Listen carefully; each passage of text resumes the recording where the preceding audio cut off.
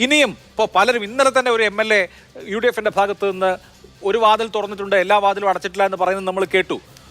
ഇപ്പോൾ രാത്രിയിൽ ആരെങ്കിലും ചർച്ചയ്ക്ക് വരാറുണ്ടോ എന്ന് എനിക്കറിയില്ല. പക്ഷേ താങ്കൾക്ക് പറയാം, ഇനി എന്തെങ്കിലും ഒരു സാധ്യത UDF-മായി ഈ തിരഞ്ഞെടുപ്പിന്റെ കാര്യത്തിൽ അനുനയത്തിന് അവസാന നിമിഷം ഈ പറയുന്ന നോമിനേഷൻ പിൻവലിക്കാൻ ഉള്ള സമയത്തിന്റെ അവസാന മിനിറ്റിലെങ്കിലും ഉണ്ടാവുമോ? ഒരു സാധ്യതയും ഇനിയില്ല. പി വി അൻവർ ഈ ജനങ്ങളുടെ മുന്നിലേക്ക് ഇറങ്ങി ചെന്നു കഴിഞ്ഞു. ഈ ജനങ്ങളുടെ പിന്തുണ അദ്ദേഹത്തിന് ലഭിക്കും. അതുകൊണ്ട് അദ്ദേഹം ഈ അവസാന നിമിഷമോ തെരഞ്ഞെടുപ്പിന്റെ അവസാന ഘട്ടത്തിലോ പുറകോട്ട് പോകുന്ന പ്രശ്നമില്ല. കാരണം അദ്ദേഹം മത്സരിക്കുന്നില്ലെന്ന് പ്രഖ്യാപിച്ചതിന് പിറ്റേന്നാണ് അദ്ദേഹം മത്സരിക്കാൻ തയ്യാറായത്. മത്സരിക്കുന്നില്ല എന്ന് പ്രഖ്യാപിച്ച് ഒരു മണിക്കൂറിന് ശേഷം ഈ നിലമ്പൂരിലെ ജനങ്ങൾ, അതിനപ്പുറം കേരളത്തിലെ ജനങ്ങൾ അദ്ദേഹത്തോട് ആവശ്യപ്പെട്ടു, പ്രിയപ്പെട്ട പൊന്നാര അൻവർക്ക, നിങ്ങൾ മത്സരിക്കണം, ഞങ്ങൾ കൂടെ ഉണ്ട്, നിങ്ങൾ സാമ്പത്തികം മുടക്കേണ്ടതില്ല, ഞങ്ങളുടെ അധ്വാനത്തിൽ നിന്ന് ഞങ്ങൾ ചെലവഴിച്ചു കൊള്ളാം. ഈ നിലമ്പൂരിലെ ജനങ്ങൾക്ക് വേണ്ടിയാണ് അദ്ദേഹം ഈ രാജിവെച്ച് ഈ പിണറായി അവസാനിപ്പിക്കുന്നതിന് വേണ്ടിയാണ് അദ്ദേഹം രാജിവെച്ച് മത്സരിക്കുന്നില്ല എന്ന് പ്രഖ്യാപിച്ചത്. വീണ്ടും അദ്ദേഹം മത്സരിക്കേണ്ട സാഹചര്യം വന്നത് ഈ നിലമ്പൂരിലെ ജനങ്ങൾ ആവശ്യപ്പെട്ടത് കൊണ്ട് തന്നെയാണ് അദ്ദേഹം വീണ്ടും മത്സരിക്കുന്നത്. അതുകൊണ്ട് മത്സരത്തിൽ നിന്ന് അദ്ദേഹം പിന്നോട്ട് പോകുന്ന പ്രശ്നമില്ല. 19-ാം തീയതി പോളിംഗ് ബൂത്തിൽ ചെല്ലുമ്പോൾ അദ്ദേഹം പലവട്ടം ആവർത്തിച്ച് പറഞ്ഞത്, ഒന്നാമത്തെ CPM-കാരൻ്റെ വോട്ട് ഈ പിണറായിസത്തിന് ആണിയടിക്കുന്നതിന് വേണ്ടിയുള്ള വോട്ടായിരിക്കും, മൂന്നാം പിണറായി ഗവൺമെന്റിനെതിരെയുള്ള വോട്ടായിരിക്കും, പിണറായിസം അവസാനിപ്പിക്കുന്നതിന് വേണ്ടി പി വി അൻവറാണ് ശരി, പി വി അൻവർ പറഞ്ഞതാണ് സത്യമെന്ന് ബോധ്യപ്പെട്ട ജനങ്ങളാണ് നിലമ്പൂരിലെയും കേരളത്തിലെയും ജനങ്ങളുള്ളത്.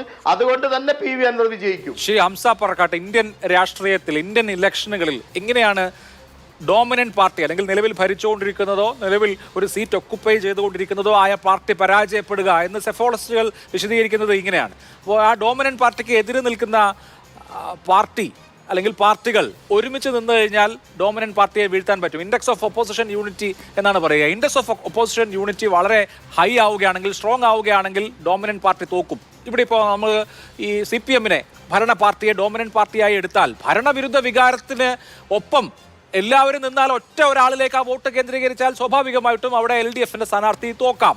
പക്ഷേ ഈ ഭരണവിരുദ്ധ വികാരം എന്നുള്ളത് ഒരു പോർഷൻ UDF-നും ഒരു പോർഷൻ അൻവറിനും ഒരു പോർഷൻ BJP-ക്കും പോയി കഴിഞ്ഞാൽ അപ്പുറത്ത് നിൽക്കുന്ന ഡോമിനന്റ് പാർട്ടി അതായത് CPM ജയിച്ചു പോവല്ലോ. അപ്പോൾ ഈ ഭരണവിരുദ്ധ വികാരത്തെ ഇങ്ങനെ നെടുകെ പിളർത്തിയാൽ അൻവറിന് എന്ത് നേട്ടം, തൃണമൂൽ കോൺഗ്രസിന് എന്ത് നേട്ടം? ഭരണവിരുദ്ധ വികാരം എന്താണെന്ന് ഇത്ര സ്പെസിഫിക് ആയിട്ട് ഈ ജനങ്ങളോട് പറഞ്ഞത് പി വി അൻവറല്ലേ. പി വി അൻവർ പറഞ്ഞ കാര്യങ്ങൾ തൊട്ട് Z വരെ പി വി അൻവർ പറഞ്ഞതല്ലേ വിരുദ്ധം.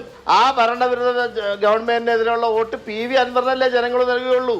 അപ്പുറത്ത് ആര്യാണ് ഷൗക്കത്ത് ജയിക്കാൻ പോകുന്നില്ല, സ്വരാജ് ജയിക്കാൻ പോകുന്നില്ല. പി വി അൻവർ പറഞ്ഞതാണ് കേരളത്തിലെ ജനങ്ങൾ ഇന്ന് ചർച്ച ചെയ്യപ്പെടുന്നത്. നിലമ്പൂർ നിയോജക മണ്ഡലത്തിൽ മാത്രമല്ല, ഞാൻ ഒരു 2-3 മാസമായി അദ്ദേഹവുമായി യാത്ര ചെയ്യുന്നതാണ്. അദ്ദേഹം തിരുവനന്തപുരത്ത് നിന്ന് നിലമ്പൂരിലേക്ക് വരുമ്പോൾ നിർത്തുന്ന ചായക്കടയിൽ പോലും അൻവറെ നിങ്ങൾ പറഞ്ഞതാണ് ശരി, അൻവർക്ക നിങ്ങൾ പറഞ്ഞതാണ് ശരി, ഞങ്ങളുടെ പിന്തുണ ഉണ്ട് എന്ന് കേരളത്തിലെ പൊതുസമൂഹം ഒന്നടങ്കം പറയുന്നു. അതുകൊണ്ട് ഈ ഭരണവിരുദ്ധ വികാരത്തിനുള്ള വോട്ട് ലഭിക്കുന്നത് പി വി അൻവറിനായിരിക്കും. ഇത് രണ്ടാമത്തെ വിഷയം എന്താ, ഈ ഭരണവിരുദ്ധ വികാരം ഇത്ര സ്പെസിഫിക് ആയിട്ട് പറഞ്ഞ ഒരാളാരാണുള്ളത്? ഗവൺമെന്റ് ദുർഭരണത്തിനെതിരെ, ദുർചെയ്തികൾക്കെതിരെ എന്ന് കവലൊക്കെ പ്രസംഗിച്ചു പോകുമെന്നുള്ളതല്ലാതെ ഈ ദുർഭരണം എന്താണ്, ഈ ദുർചെയ്തി എന്താണ്, അജിത് കുമാർ ഉണ്ടാക്കിയ പ്രശ്നങ്ങൾ എന്താണ്, ഗവൺമെന്റ് സ്വർണ്ണക്കടത്തുമായി ബന്ധപ്പെട്ട പ്രശ്നങ്ങൾ എല്ലാം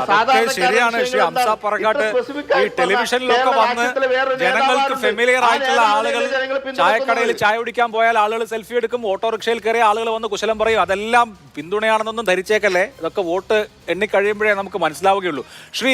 അല്ലല്ല, നിലമ്പൂരിലെ ജനങ്ങൾ ആ പിന്തുണ കൊണ്ട് വോട്ട് ലഭിക്കും. ശരി, ആവട്ടെ.